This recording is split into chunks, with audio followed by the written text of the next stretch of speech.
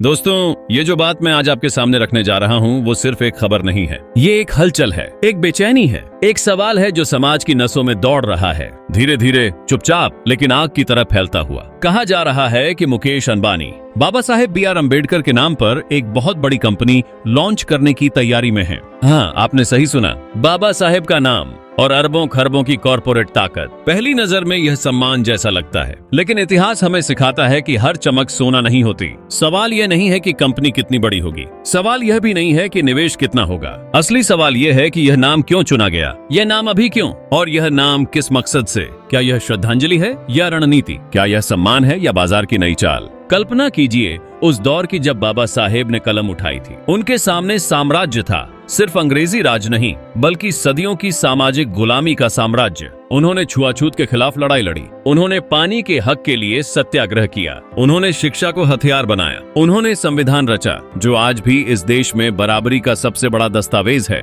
उन्होंने चेतावनी दी थी कि राजनीतिक लोकतंत्र तब तक अधूरा है जब तक सामाजिक और आर्थिक लोकतंत्र स्थापित नहीं होता। उन्होंने कहा था कि अगर बराबरी सिर्फ कागज पर रहेगी और जमीन पर नहीं उतरेगी तो असंतोष फूटेगा। और आज जब उनके नाम पर एक कॉरपोरेट साम्राज्य की चर्चा उठती है तो वही चेतावनी फिर से कानों में गूंजती है। हम ऐसे समय में खड़े हैं जहां इतिहास को पैकेजिंग के साथ बेचा जाता है, महापुरुषों को लोगों में बदला जाता है, उनके विचारों को टैगलाइन बनाया जाता है, उनके संघर्ष को विज्ञापन की लाइन में समेट दिया जाता है। तो अगर बाबा साहेब का नाम किसी कंपनी के बोर्ड पर चमकने लगे, अगर शेयर मार्केट में उसका आईपीओ आए, अगर विज्ञापनों में उनके चेहरे के साथ चमकती रोशनी दिखाई दे, तो क्या यह वही सपना होगा जो उन्होंने देखा था, या यह उस सपने की चमक का व्यापार होगा? अब सस्पेंस यहीं से गहराता है। पहला बड़ा सवाल, क्या उस कंपनी की निर्णय प्रक्रिया में दलित, आदिवासी, ओबीसी और वंचित वर्गों को वास्तविक हिस्सेदारी मिलेगी? क्या वे सिर्फ पोस्टर में दिखेंगे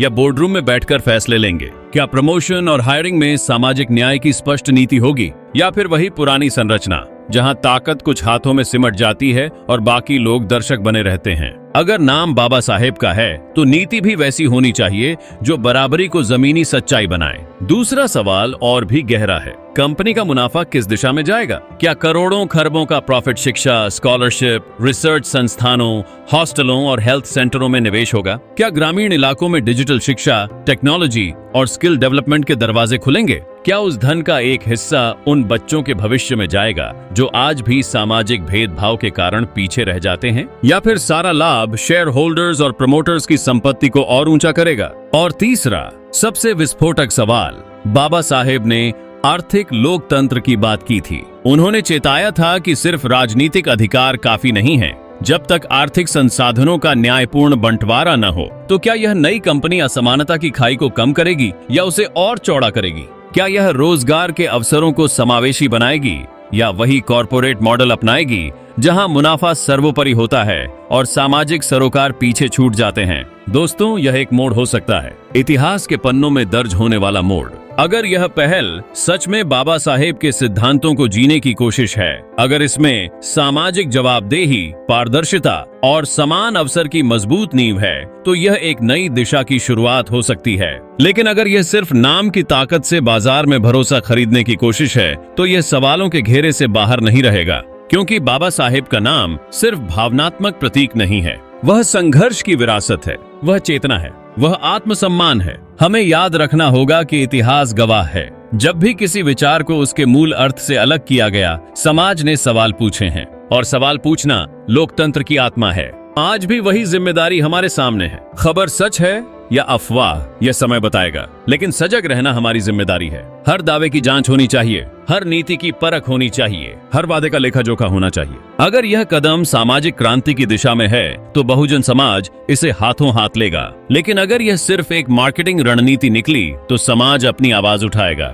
क्योंकि बाबा साहेब बिकाऊ नहीं है। उनका नाम किसी एक कॉरपोरेट का स्वामित्व नहीं हो सकता, वह करोड़ों लोगों की आस्था और अधिकार का प्रतीक है। आत्मा को ब्रांड नहीं बनाया जा सकता, आत्मा को जिया जाता है, निभाया जाता है, उसके लिए संघर्ष किया जाता है। तो दोस्तों, नजर रखिए, सवाल पूछिए, जवाब मांगिए, क्योंकि यह सिर्फ एक कंपनी की कहानी नहीं है, यह उस विरासत की कहानी है जिसे हम अपने खून पसीने से सींचते आए हैं। यह हमारी गरिमा का सवाल है, हमारे अस्तित्व का सवाल है, और जब अस्तित्व का सवाल उठता है तो खामोशी सबसे बड़ा अपराध बन जाती है।